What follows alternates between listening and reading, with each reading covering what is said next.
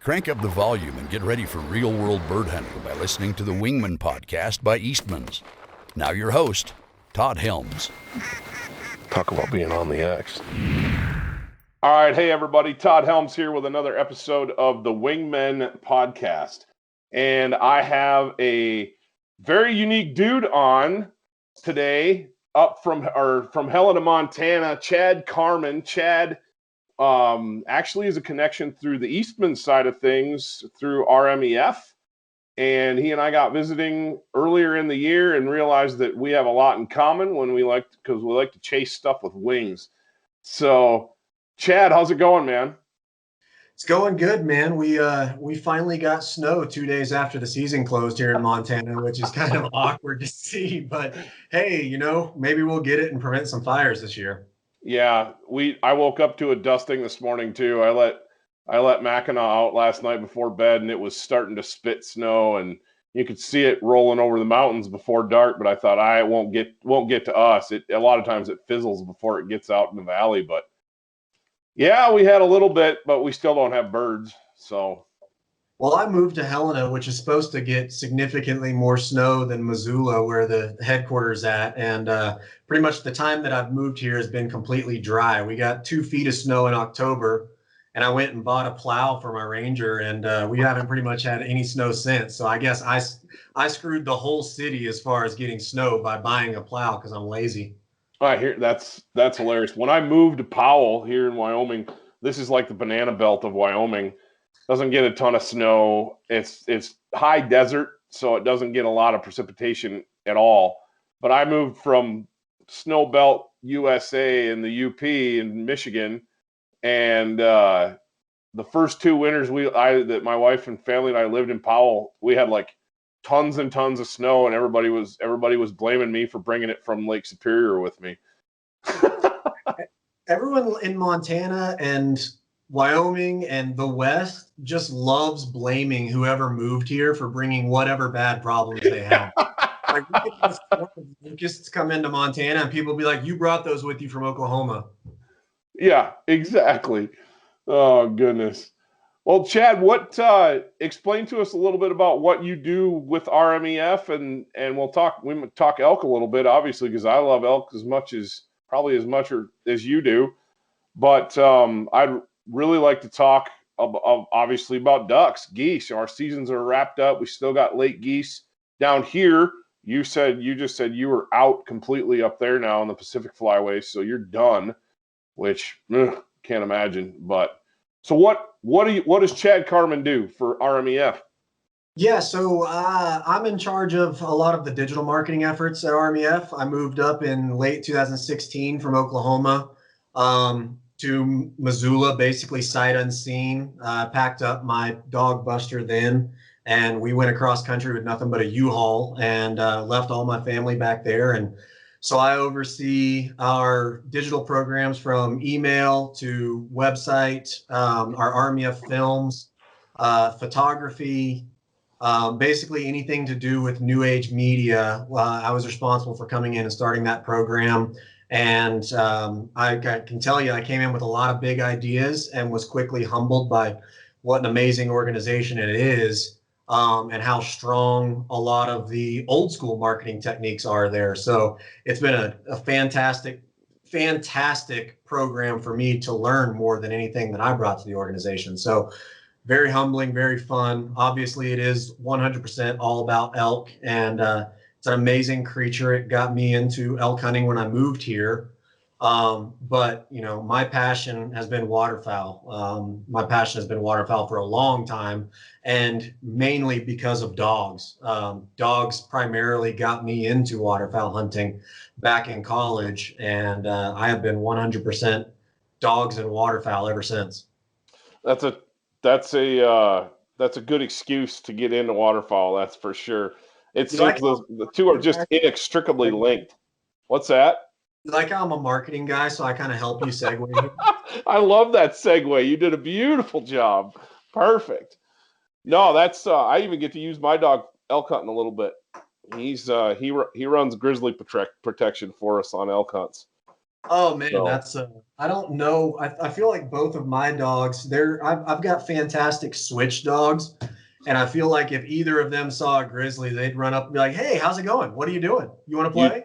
you'd think that, mine's the same way. He's super chill around the house. He loves people, but man, there's been on two separate occasions on hunts now.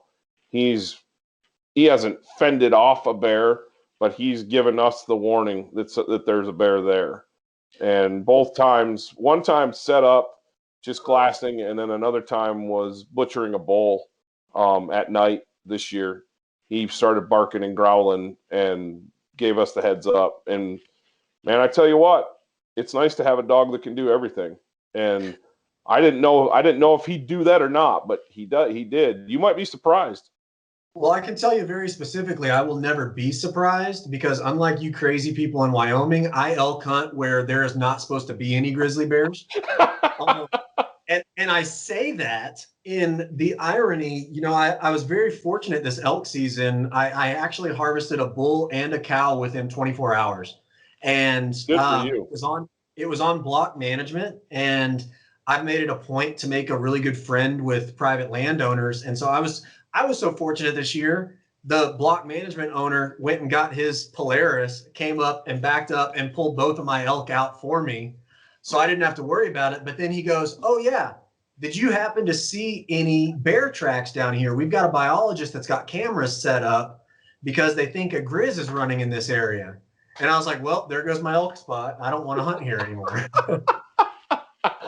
No, they're not the boogeyman that everybody makes them out to be, but you definitely got to keep your head on the swivel, and the dog helps. I tell you what, in our early seasons down here in that first split, there's a real possibility in some of these areas around where we live when you're out duck hunting to bump into a bear. One of our better spots is actually right in the heart of grizzly habitat, and there's bears on that river all the time.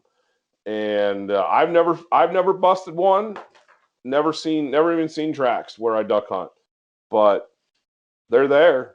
And I tell you, walking in the dark with a shotgun in a case or unloaded, it makes you think twice. But usually you got 4 or 5 guys with you, or 3 or 4 guys with you, and a couple of dogs, and you're making a bunch of noise. Those bears aren't going to stick around.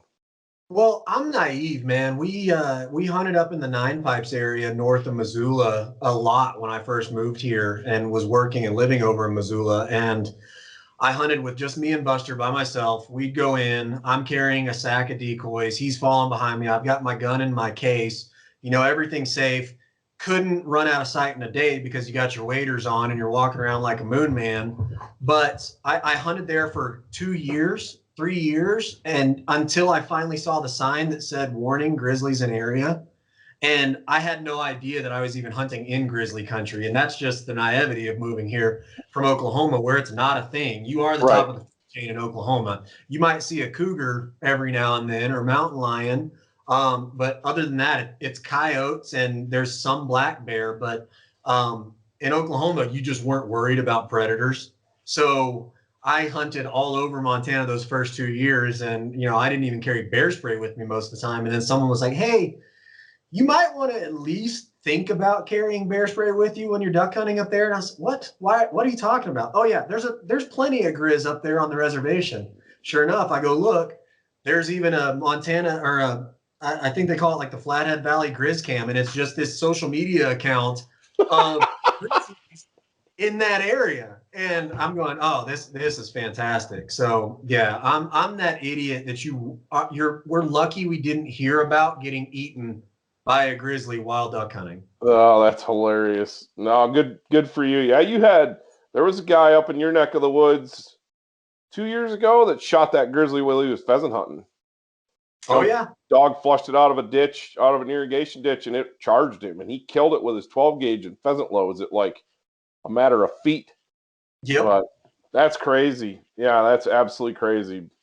Yeah, you just never know. But so how was your season this year? We talked a little bit earlier, but yeah, no, the season was good, man. Early season, like I said, I was fortunate to fill both of my archery tags. with elk early, so I got to do a lot more early season duck and goose hunting. And I connected with a guy here in Helena, and just he and I went out and ran, smaller spreads, 10 dozen or so goose hunting. And we had a lot of success early on. I feel like we got that big cold front that came through in October with all the snow. We got a big push of geese then. And then I'm not sure that we're not still hunting the exact same geese however many months later at this point, because everything just dropped right into the spreads. We had a lot of success, a lot of 2-man limits early on because everybody else was chasing big game. And then once big game season was over and everybody else started hunting, man, birds got super weary. They would not come in. You could tell they've been hunted. Everybody's slamming the same fields here in this valley. And you've probably seen, we got introduced because I love hunting goldeneyes. Right. Me and a buddy love hunting goldeneyes on the river. To me, it's the closest thing you can find to dove hunting, which was what I really grew up doing in Oklahoma. Sure. And I just love the challenge of hunting those little missiles on the big Missouri River. And it's really good goldeneye hunting when everything else is frozen up. And I mean, the best hunt we've ever had, it was 6 degrees at the boat launch. There's sheets of ice coming down the river. We're chasing decoys that are getting swept up by ice. And we just never had that this year. So, we went out and had a couple of good shoots. We had a couple of 2-man, 3-man limits, but nothing like the 5 or 6-man limits that we'd have in the years past, where it was just the Wild West, shooting left and right. So it was a slow season for goldeneyes, but I have a young 1-year-old dog or 14-month-old dog right now. This was her first season. And to me, it was actually really good having a slower season because it got to teach her a little bit of patience. She's a really high energy, high drive dog. So getting to sit there and let her whine it out of her system and understand whining doesn't get you retrieves, patience gets you retrieves. And then, having a bumper or having a bird that we shot that I could toss out when she calmed down as that positive reinforcement was actually really useful for me. So I expected this year to be slow for me anyways, because this was a training year for my dog. I didn't want to hunt in groups of 7 or 8 guys. I wanted to hunt in small groups, small amounts of birds, and we had success with that. Sorry. My wife popping in on the podcast. I warned her, but hey, that's what happens when you work from home. I got my new climate seat cushion for glassing in the There mail. There you go. Nice. No, I hear you. So what do you do with your goldeneyes? Jerky. Almost entirely 100% jerky. Especially this year, we couldn't find a processor to process anything. So I decided to invest in all my own gear, dehydrator, grinder, everything. And I'll tell you, I've never been happier. I've always processed my own big game. Like cutting into steaks is easy. Working at the Elk Foundation, we had some partners there that we worked with, and I could go actually rent out a grinder from the organization, and I could make my own grinds and everything. So when I moved to Helena, I didn't have that anymore. I invested in all my own stuff, started making my own antelope brats this year, my own jerky, my own burger, everything. And, it's a blast. And that's what I turned the goldeneyes into. It's 1000% jerky and dog treats. And people that know me, they realize when I say dog treats, that's not an insult. I probably treat my dogs better than most people treat their kids. So when I say I'm making a dog treat, like that's a good thing for that, whatever I'm using it for. I mean, I share backstrap with my dogs. So just take that for context. Yeah, no, I hear you. I do the dog treats too. We don't shoot a lot of the goldeneyes. We have lots and lots of them around, but we really focus on the puddle duck game. Trying to shoot mallards, and we always end up. It's wild. We actually have teal here almost every year. There's more here this year than normal because it's mild, but even when it's cold, we still have green-winged teal that hang out all winter. But yeah, looking for those mostly mallards, but pintails and widgeon, and of course you could do you could eat those. Good grief. my kids would eat mallard every day of the week if I let them, just pluck those breasts and fillet them off and treat them like a ribeye, and whew, Man, I'll tell you, awful good. Air fryer with that breast skin on is phenomenal to get that crispiness. But I'll tell you, my new foray I ventured into this year, I started plucking all of my geese to where I had the goose and the breast fat on there. And you might know Brad Fenson. He's in the industry. He's a chef. He sent me a recipe for making goose bacon. And I turned a ton of my goose breast into goose bacon. And that fat cap on top works just like a fat cap in regular bacon. And between that and jerky, I don't know if I'd ever want to make my goose into anything else. I mean, I literally eat goose bacon almost daily for breakfast. It is so good. Well, it's funny you say that because one of our partners is High Mountain Seasonings down here out of Riverton, and they make a zillion different products, right? And they have a bacon cure. And that's what I use. Yeah, and Brian Tucker told me, he's like, dude, if you're not making goose bacon, you are missing out.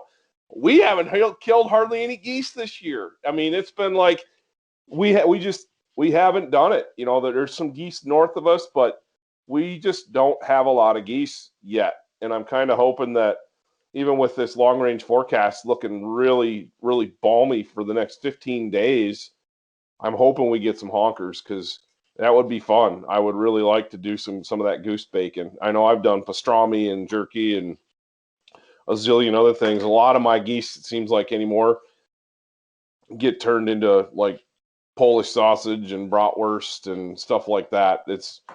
They're just good that way. And I've got 3 kids and a wife, and I have to utilize that meat the way it's going to be eaten. And if I'm roasting a whole goose or smoking a whole goose on my Traeger, and my kids hate it, it's not going to get eaten. But if they mow down a Polish sausage over the campfire when we're cutting firewood, there you go. Well, it's funny you mentioned that, because my wife's a great sport on eating wild game. She didn't really grow up on wild game or hunting or anything. We actually just got her hunter safety 2 weeks ago, so I'm hoping she's going to be in the duck blind with me next year. Really excited about that. But I make the goose bacon. I absolutely love it. She won't even try it. It's not that she doesn't like it. She won't even try it. But I made a big old batch of goose jerky, and she went in there and cranked down on that. We finished that bag, and she goes, so when are you going goose hunting again so you can make some more jerky?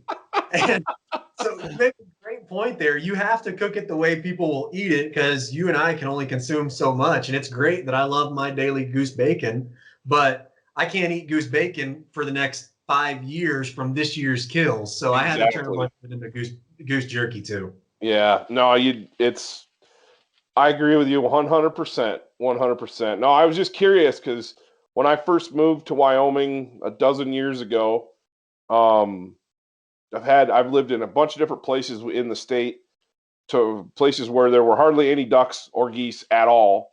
And literally, I just wrote a blog this morning for the email that goes out today on jump shooting.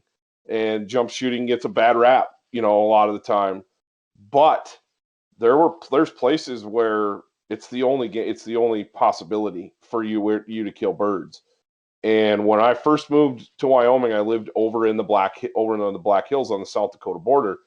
And the only type of waterfowling I had was either jump shooting little stock ponds early in October, or late in the season in December and January. There was a warm water creek that it was small, and it held 50 to 150, maybe 200 birds all winter long. And if I didn't go beat on them constantly, I could get pretty good jump shoots in and go end up with and kill a handful of ducks every year.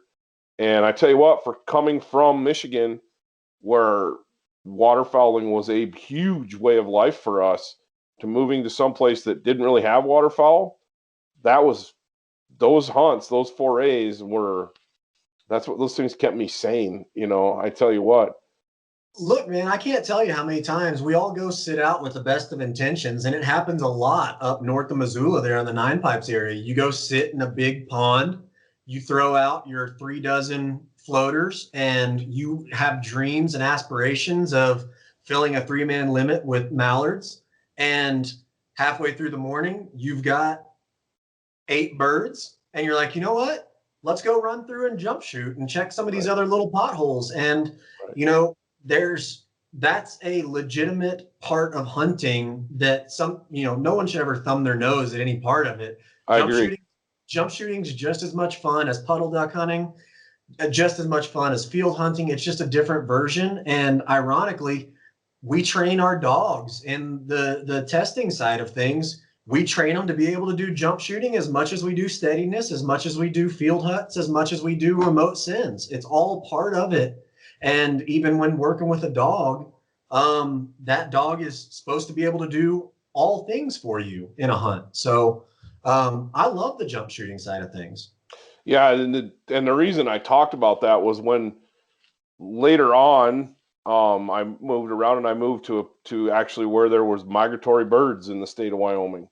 And I remember one day I went out and I shot a whole pile of goldeneyes and I brought them home and tried to cook them up like a mallard, and I'm gagging and I'm like, these things are terrible, because we didn't have them. We didn't really have goldeneyes back in Michigan. You maybe see one once in a great while, but they're pretty rare. So it was a learning curve, and I ended up doing what you did. I turned them into dog treats, and the dogs loved it.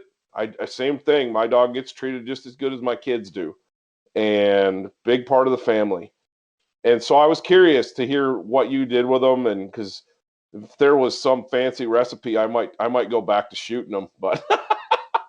No, and look, man, I mean, at the end of the day, there's a lot of people that diver ducks get a bad rap, right? Like, everyone's like, oh, I don't want those dirty, fishy, frog-eating diver ducks. Like, why would anybody want those? They're greasy. And I mean, we ought to try and do something with them, right? And there's enough soy sauce, there's enough teriyaki out there to make anything taste fine. But I mean, I think with jerky, with meat that's handled properly, just about anything will taste fine. And yeah, I'm not going to lie. You'll make a batch of jerky and you might not have left it in that salt brine long enough to suck out the whatnot.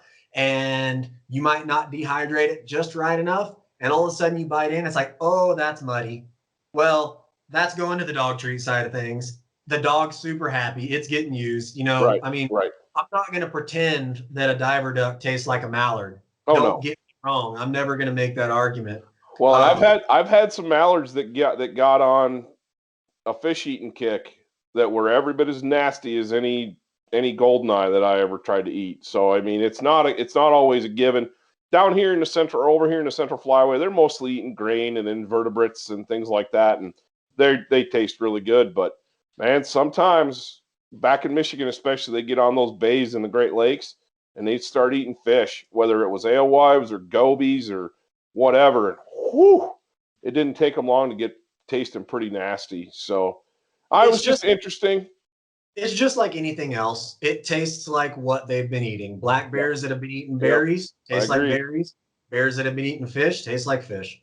Yep, I couldn't agree more. But so getting back to the training side of things, we talked about doing the jump shooting. My lab is trained with an old school method, the Richard Walters book, way old school. I'm working on getting a new dog here this spring and going to update some of my training skills because it's been 9 years since I've trained a puppy. Yep. And so, I mean, it's like a bike, you never forget, but it always helps to new things come to light, new ways of doing things are always improving. So that'll be a fun journey. But you slipped into something by accident. You were telling me on the phone that you never really anticipated, but you're really enjoying. And that's the HRC stuff. Yep. Yeah. So I got my first dog. I actually got him at 1 year old. I wanted a hunting dog. I had, and there's a reason for me going back to this story this way. I had gone hunting with an American Legion baseball coach of mine, his ex-Marine. We go out on this icy day and his dog is breaking through ice, coming back, delivering to hand. All of a sudden he sent his dog on a 2-cast blind through the ice onto the opposite shore, onto a bird that was down. And I'm sitting there watching all of this because I had hunted with buddies that had dogs. And they're the guys that they take a kennel out and they put their dog in a kennel sitting next to him in the duck blind. And then when it's all done, they'll throw a rock at each bird and the dog goes and picks up each bird and comes back, or they're holding on to him with a leash and all this. Well, I went on this hunt and this guy's dog did all this stuff. And I'm sitting there going, this is the most amazing thing I've ever seen.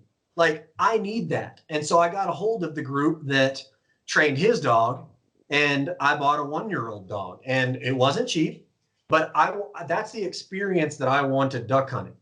Well, they did a lot of the test circuit. Then they went through his HR title. And back then I went, someone else trained my dog. If he goes and gets a bunch of titles or contests, that doesn't really mean a lot to me. That's like me sponsoring a professional thoroughbred horse, right? Right. I'm not at these competitions. I just want my dog to go pick up my ducks. So fast forward 8 years down the road, I have my best friend in Buster, this dog that I've literally traveled the country with, has to this day probably picked up 3,000 or 4,000 birds for me. People love him. I can set him next to an infant and he's going to be great. And I can send him on a grader that's trying to take off and fly and he's going to jump in the air and bring it down. And I go, you know what? I want a puppy out of him. I don't care about getting this. I don't care about getting that. I want a puppy out of my best friend. Well, come back into the dog world and dog people can be snobs, right? I mean, that's just all there is to it. And I start trying to find a female to breed with him. He doesn't have any titles. So everyone that I know that's hunted with me, they want a puppy out of him because they've hunted with Buster. But everyone that has a great breeding female, they're like, I don't know your dog. He's an HR dog. He's got nothing on the AKC tied. And there's some credit to that, right? I mean, the titling world is meant to further the breed. So a high title dog is our only way of knowing from someone in North Carolina, knowing that a dog in Montana, what that dog's capable of are the titles that they have. So there's something good to that. I think that the titling world has elevated the breed, right? Because usually a titled dog, they're going to have genetic testing. They're going to go through hips and elbows. They're going to have their eyes OFA'd. It's going to make a healthier dog, right? They're not just breeding my brother-in-law's dog to my stepbrother's dog. That way, And so, so we fast forward and I can't find a female to breed. I'm putting out these stud ads with my comical Photoshop skills and my dog's an HR. No one's biting because he's just a hunting retriever. And for those that don't know, on the UKC side, that's only the second level of test that you can have. It really doesn't take much for a dog to be an HR. Basically, steadiness, can do a couple of marks, can run a blind, and they come back. That's basically an HR test. Not to discredit it, but it doesn't say that a lot about your dog. So that was a challenge that I had. So I'm posting all this, and all of a sudden I see a litter announcement from a dog named Stroker that's on Facebook. And I'm going, wait a second. My old American Legion coach has a dog that runs in the SRS game named Stroker. Now, this dog is a Grand Retriever hunting champion on the HRC side, multi-time master champion. He has run the SRS and placed in the top 3, which the SRS is dog versus dog. AKC and UKC hunt tests, HRC hunt tests, are dog versus test. So can your dog achieve this? Right. This dog is literally in the MLB of the hunt test world. And so I'm like, wait a second, Stroker, there's no way there's this other Stroker out there. I send a text to my old American Legion coach. And I said, hey, is this a litter of your Stroker? And he goes, yeah, it sure is. We're doing a breeding right now. And I'm going, this is a full circle all the way around. I can get a dog out of my ex-coach's new dog that got me into getting dogs. And I was like, you know what? I want it. I want a dog. He goes, seriously? He's like, yeah, I'm looking for a female right now because I want to breed to Buster later on down the road. So I'm going to have my own female. He goes, you get pick of the litter. So you get the first female. Well, they go through this, and the female that they had bred to, extremely high titled dog, master hunter, HRCH, runs the field trial side of things, and is the youngest dog ever to place in the amateur division of the SRS. Her name's Bailey. They call her a fire-breathing dragon. So if you get on Amazon and you watch the 2019 SRS, you'll see both of them running that thing. You'll see Stroker, who's this big, giant, stoic, 120-pound monster. And then you'll see Bailey, who is this 60-pound, absolute fire-breathing dragon. You can barely hold her back at the line because of how hard she wants to run. That was this breeding. So I'm getting all excited, and I'm thinking, I'm going to train this dog myself. Well, I'm fortunate that I've got a great retriever club that was in Montana here that I had connected with, and a guy that trains a lot of gun dogs named Nick Sheely out of Canton Retrievers. He doesn't run a lot of tests, but he trains a lot of phenomenal gun dogs. And so I knew I was going to have him as help. I also bought every book I could think of. I bought the Sporting Life Kennels Retriever University program, which is a phenomenal video program for first-time trainers. I get this puppy, and she goes through her first 6 months with me. I send her to Nick just for force fetch and force to pile because I knew those were two things I didn't want to screw up, and I wanted him. So I send him to her for a month of training, and he goes, "This is the fastest dog I've ever had pick anything up." We did force fetch in 3 days. We did force to pile within a week, and she's starting T-drill 3 weeks into this. Like, I thought we were just going to get these basics done in a month. Right. He goes, "Please let me have her for another 3 or 4 weeks." Well, at that time, I was moving from Missoula to Helena. We were looking for a house. Perfect timing. I was staying with my brother-in-law, and it was this serendipity of perfect things that happened where it's like, okay, yeah, it's going to be easier than me having a 6-month-old puppy in my brother-in-law's house who may hate me after this time period. So I kept her with her. Well, she comes back, and I've got her in March, and I connect with a lady here in Helen named Margot Ellis, who, if you ask anyone in the hunt test world about Margot Ellis, they are going to have stories to tell you. She is one of the most kind, gentle, wonderful, knowledgeable hunt test world people you'll ever met that will shove a boot up your butt faster than you could ever imagine. And so I start training with her, and I connect with this group out of Butte. We start training all summer long. I'm walking up to the line on this hunt test training world, and my dog is doing things at 6 months that 1.5-year-old dogs aren't doing.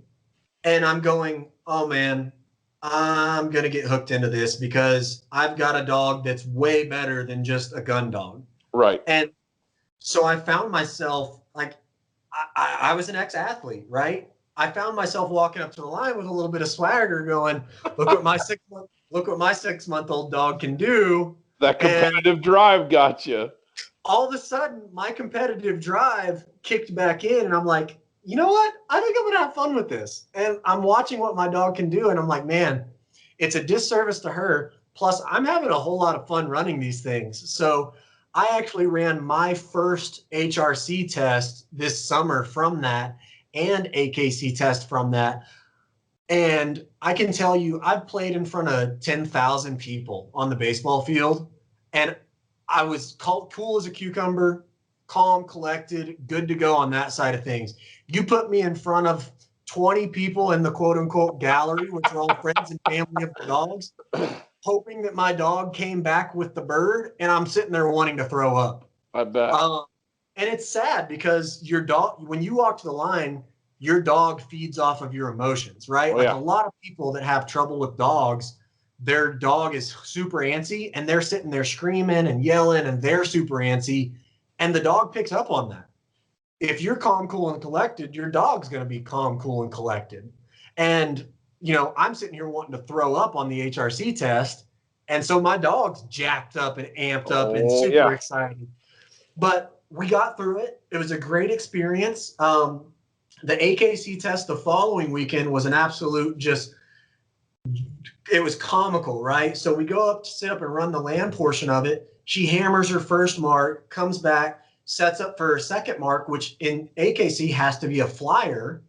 So they actually throw a live bird that's pen raised, tagged. They shoot it, and the dog has to run out there and get it. So this is the first time I screwed up. She had only been live introed to birds, a week or two before, and they were wrapped with athletic wrap, so they couldn't whack her, right? But we worked into it. The athletic wrap broke off. She got smacked in the face. She still went after him. So in my mind, I'm going, she's good, no problem. Well, she runs out after that mark, just like divers do on the river. Every time you're hunting goldeneye, all of a sudden it pops up back to life and absolutely whacks her in the face like nothing you've ever seen. And so she's going, wait a second, something's wrong here. She breaks off of the bird and starts developing this big hunt in a 75-yard area. And I'm like sick to my stomach, right? The whole purpose of a started test is they go out there, they get it, and they bring it back, right? Nothing fancy. Right. But now she's looking for a dead bird.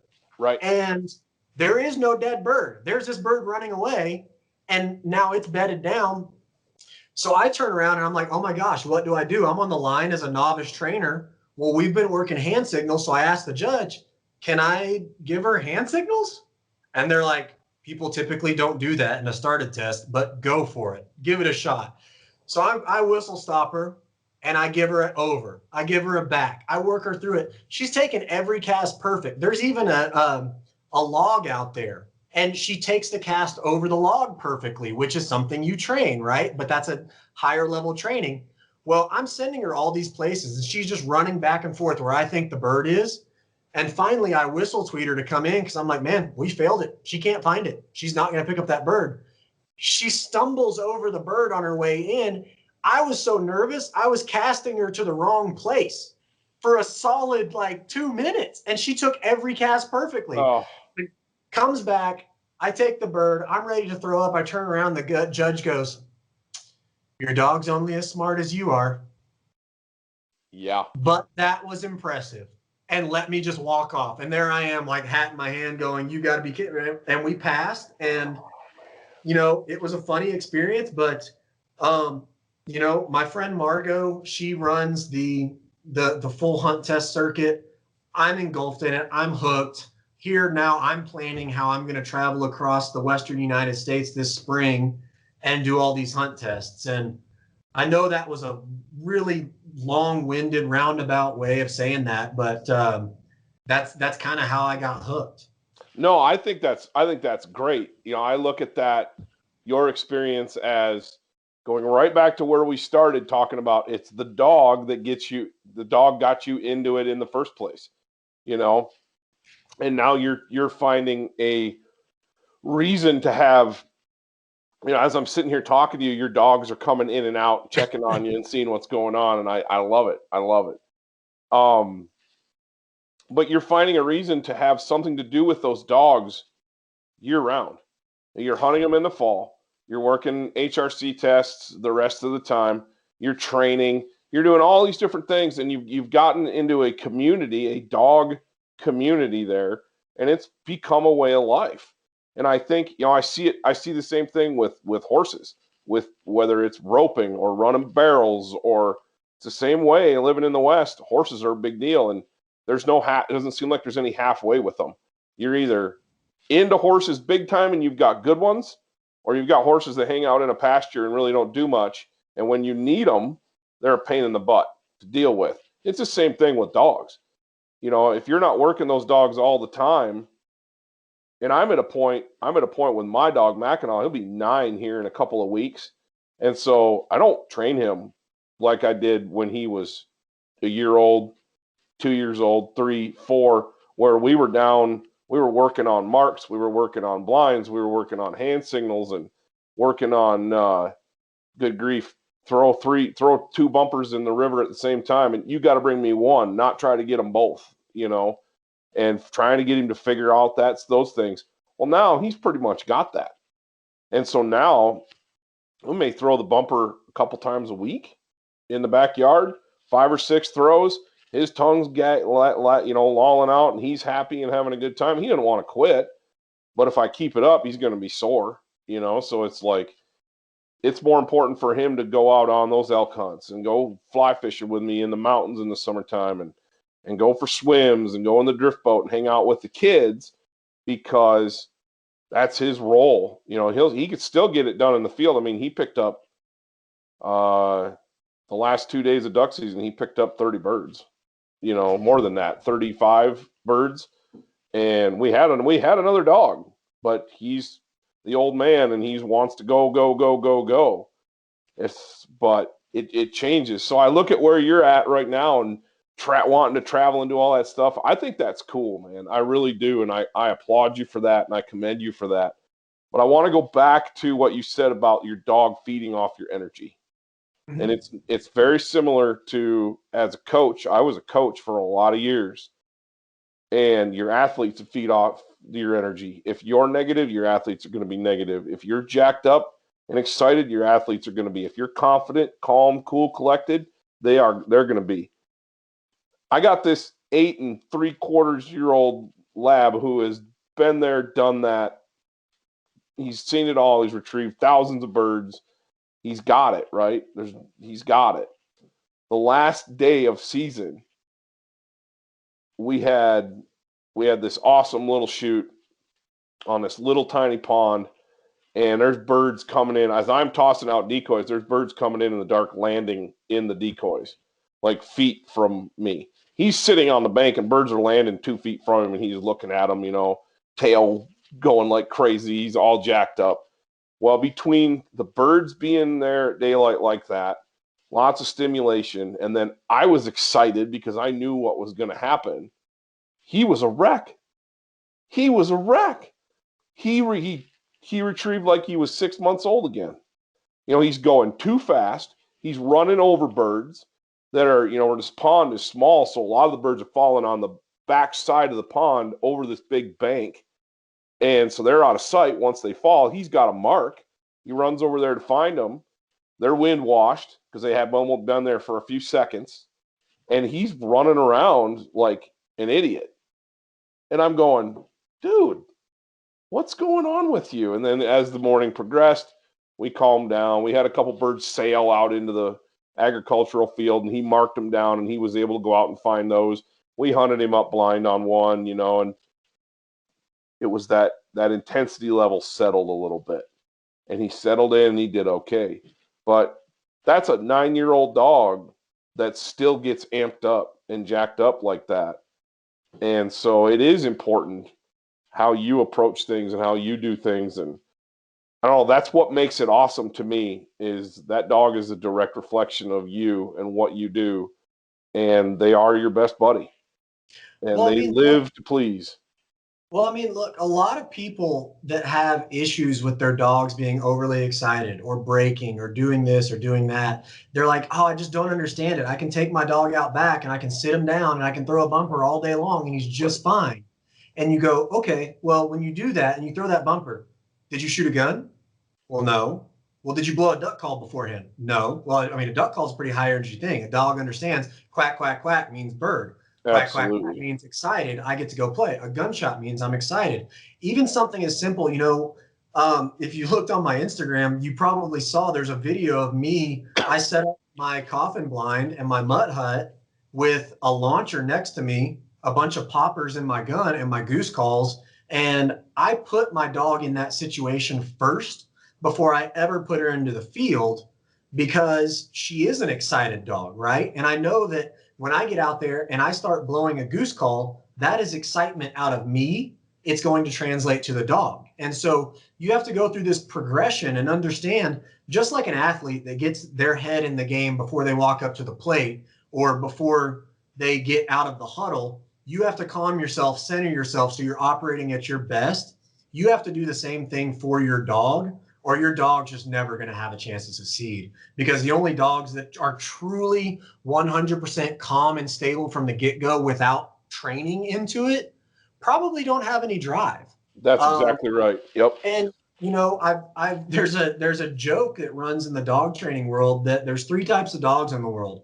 There's the dog that's broke, the dog that's going to break, and the dog that's not worth anything.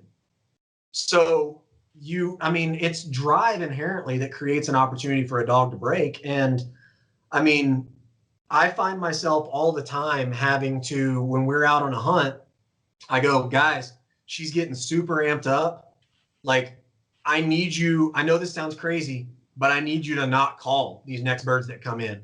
And we're just going to have to hope that they come in on their own. And the guys that hunted with me this year, they knew this was a training year for her. And that by taking these sacrifices this year, we were going to ensure a good future for the dog.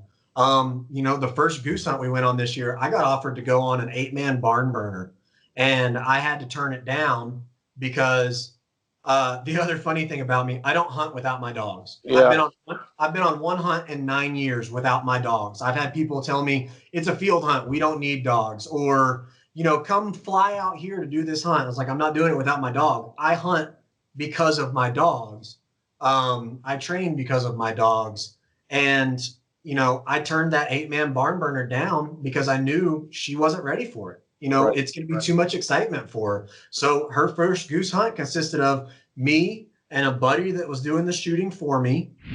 We sat next to each other. We set up our decoy spread together. We had her with me. And we said, you know what? The very first goose, we're going to try and get to come in without a goose call so that it can just be a shot from you over there. He popped up, one shot. I looked over. She was comfortably sitting in her blind.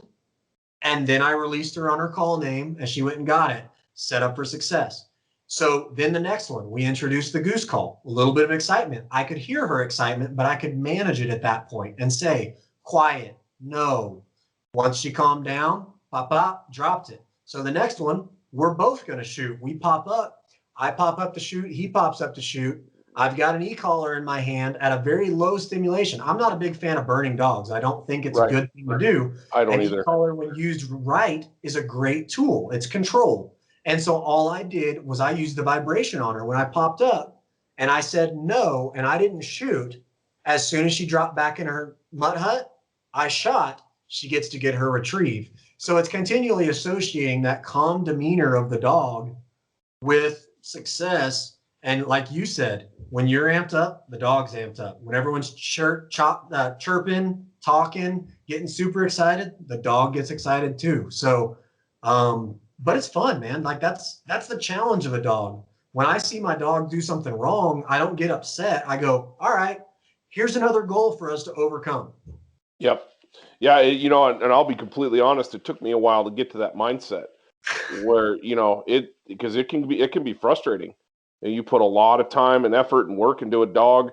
I have to chuckle at myself about your story about you take the dog out in the backyard and do all your training, and they're perfectly well mannered. That's my dog, and he will break on that river. He's pretty good if it's just me and him, but you throw another dog in the mix, and it's game on. And I have to tell guys the same thing you said, and gotten to the point where I've taken him back, put him in the truck. I have just told guys, yeah, I'm just going to work the dog, or guys, heads up, he's going to be out there, and in a lot of the situations that we're in, it's easy to make excuses too, because like where you are, our rivers are fast. And and those, if you don't get a dog on those birds immediately, they're gone.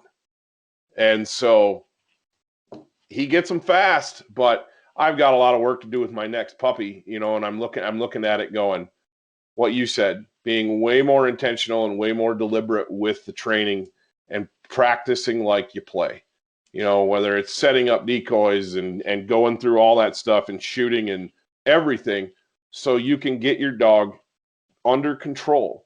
Because, we've all hunted with guys who have dogs that are not under control at all. And it's no fun. And, frankly, it's dangerous.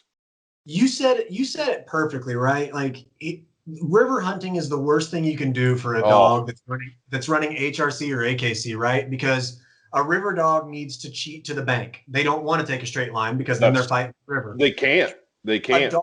A dog that breaks as long as the bird is dead in the water is a good thing. But if you think about it, would you rather lose 4 birds or have to get in the boat and make your best effort to go chase them down on the boat?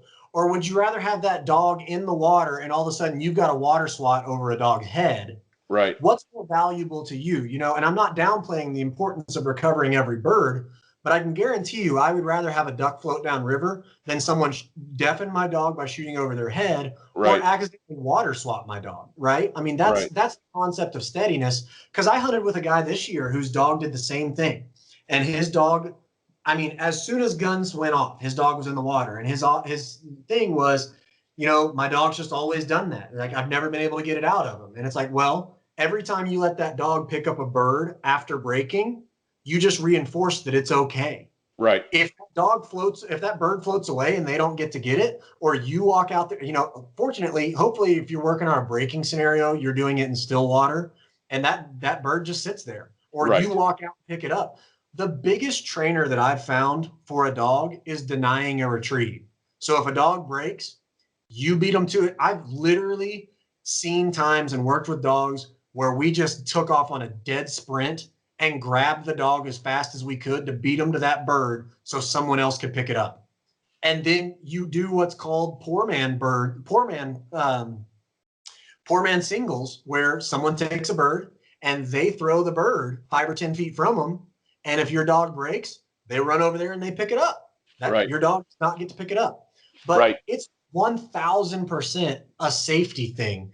And a dog that breaks in the water, if you decide to take them on a field hunt and all of a sudden everyone's hunting out of layout blinds, that dog's right in the gun blast. I Yep. mean, that's all there is to it. If they're not in the gun blast, you're deafening them.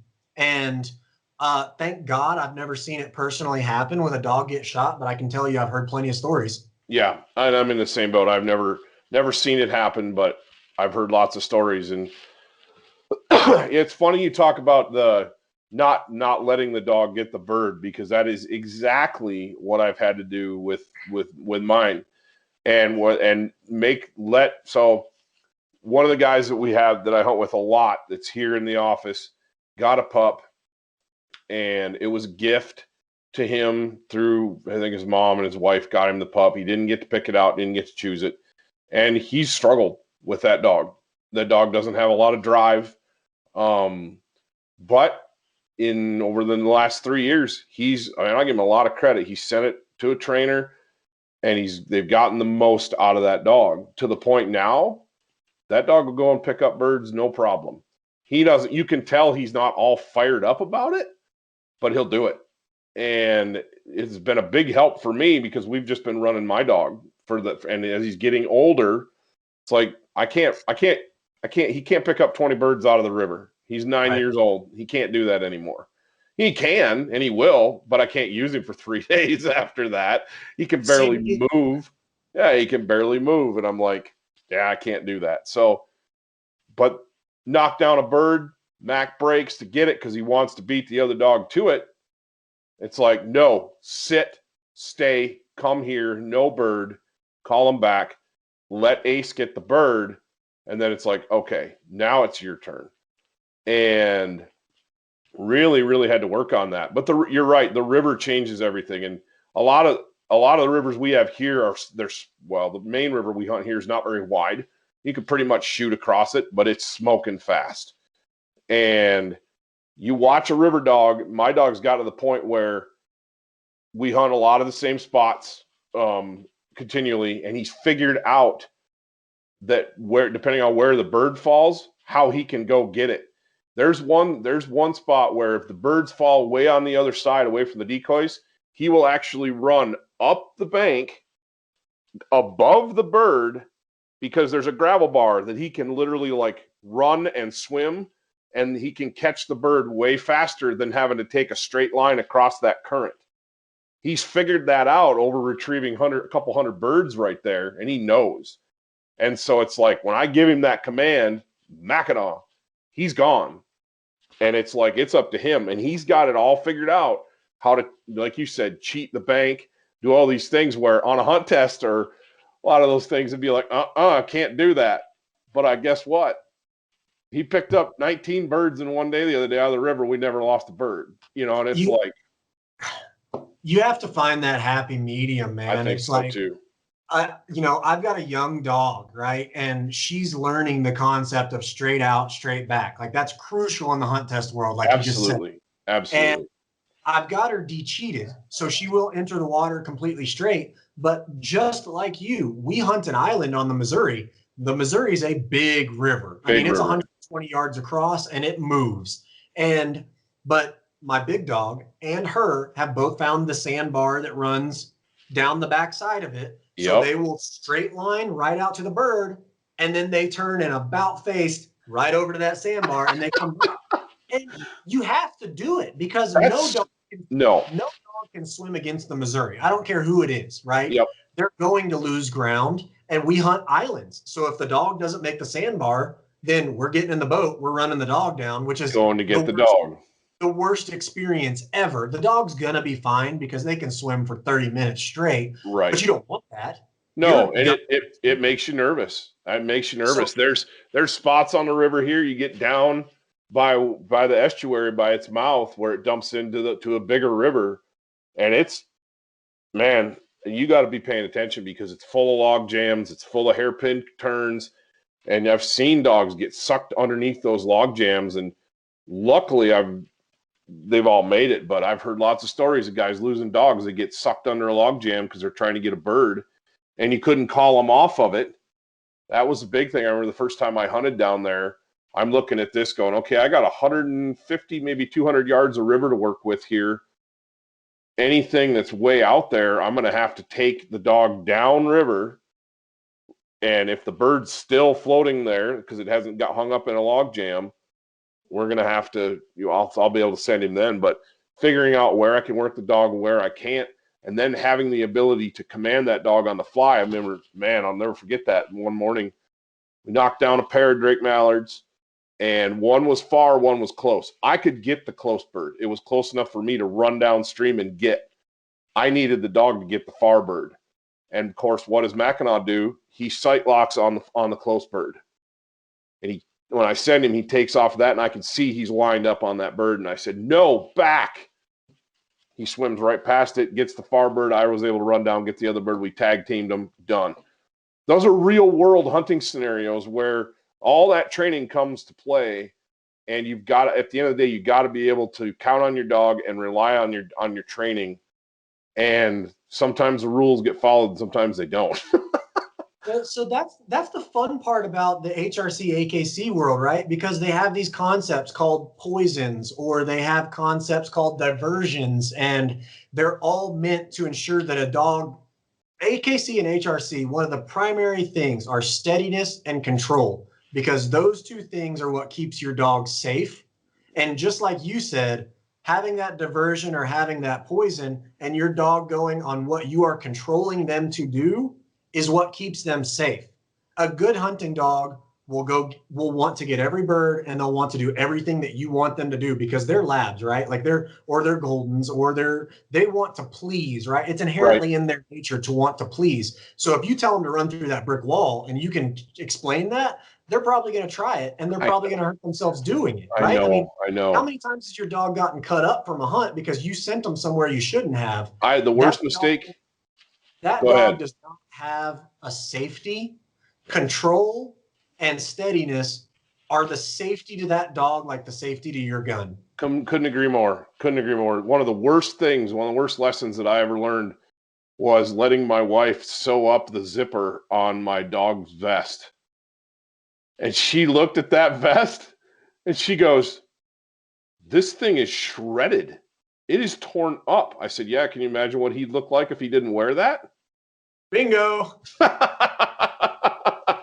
I mean, barbed wire, Russian olive thorns, sticks in the water, rough rocks. I'm not hunting these beautiful ponds that I used to back in Michigan. It's rugged out here. And our dogs take a whooping on hunting these western rivers. And anything I can do, like you said, it's about safety and control. And then the vest. I mean, if it's real warm and I'm hunting a spot that's open and I'm not worried about it, he doesn't have to wear the vest. But if we're hunting someplace new or it's cold or I've got a lot of spots that are real rugged, he's wearing the vest. And man, he wears one out almost every year. I'm on year 3 on a rig'em right now, but I've patched it and sewn it, and it's done. it finally gave up the ghost on the last hunt of the year this year. And I mean, that's a lot. That's a long time on a vest for a dog. 3 years is impressive. That's the exact same reason I vest up my dog. I mean, literally 3 weeks ago with my 14-month-old puppy, we were crossing a train track on a set of the Missouri, trying to get down into the water. And there was barbed wire that I couldn't see. They couldn't see. All of a sudden I hear her slam into that barbed wire and rolls. And I'm going, oh crap. And so she's kind of spooked. Right. And so I give her a firm sit to wait there until I can figure out what the situation is. She sits, she waits for me. I walk up, I can identify where the barbed wire is. I take a look at her. She's just got a little bitty scratch right here, nothing doing at all. And the vest took the rest of it. But again, me being able to sit her when she's spazzed out plays huge dividends, because that could be a barbed wire minefield, right? And the biggest way to get a dog in trouble is to let them be hurt and spaz out into more trouble. Absolutely. We definitely carry med kits. I carry a med kit with stapler and syringe and all of that stuff on every hunt. But I don't want to use it. Yeah. No, I'm in the same boat. And we've got, man, some of the conditions that we face too. You're talking about ice flows and things like that. Man, I've had a couple scares with Mackinac over the years. There was one where I was hunting downstream of this big ice flow, and this ice island, basically, it was enormous. I mean, 100 yards long and 50 yards wide. It was huge, big river. And it was a warmer day, and there were chunks of ice in the water, but I was hunting the edge, this back eddy, and I wasn't shooting any birds that were, in the decoys. Well, I sailed one at the very end of the day. And what's he do? He goes over on the other side of the river and he dies, and he's back eddied out. He's in a back. He's not going anywhere. So I walk Mac down the bank and I line him up just above. I don't bother to look upstream. I know there's ice chunks, but Mac's fast enough to navigate around those ice chunks in the river. Line him out, send him. He goes, routine, right? Goes over, gets the bird, brings it, starting to come back. And I just happened to look upriver. Well, guess what had broken loose while we were in that retrieve? That giant 100-yard long ice chunk. The whole thing. It's like 3 train cars floating down the river. You know that and you can see it and hear it grinding along the bottom. And I'm watching it. It's bearing right down on my dog. And he's lined out to come back. And I'm thinking to myself, I'm going to watch my dog die. And there's nothing I can do. This thing weighs tons. I can't go out and stop it. It's going to grind me into the river bottom right along with the dog. All I could do is get excited.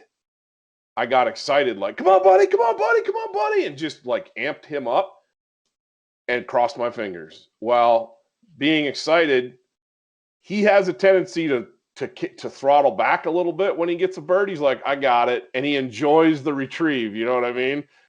And I got him amped up, and he kicked it into high gear, and he swam right out away from it.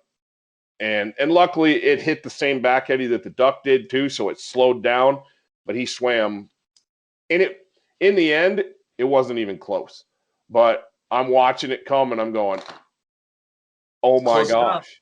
Oh my gosh.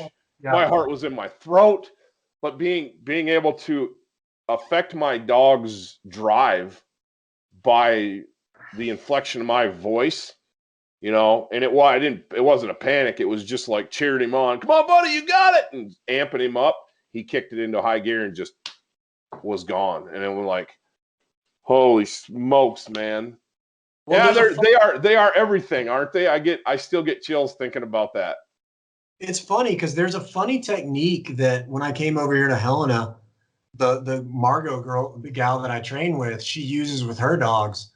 If it's a short mark, she tells them a really good easy buster and sends them with the quietest, calmest, like she's trying to put them to bed. If it's a super long mark, she virtually screams their name when she sends them. And I picked up on that too. Huh. And so it's the same thing with a blind retrieve. So if you're in a field somewhere and you're sending your dog on a blind retrieve, easy, back, might be a 50, 60-yard blind. But if I haul into it, back, that means haul, butt, 300 yards. Keep going, don't stop. That's great. You know, I did the same thing with my athletes, though, with my basketball players. If I needed them to be calm, my communication with them was calm. If I needed them amped up, I got amped up. You know, it's the same thing, and I don't think we think about that enough when we're working with dogs and everything and what we do. But anyway, man, this has been a killer conversation. We're running over an hour, and I actually have to go get my daughter from school. But I want to do this again. We need to, and we're not that far apart. About 6 hours. We need to jump in a blind together sometime.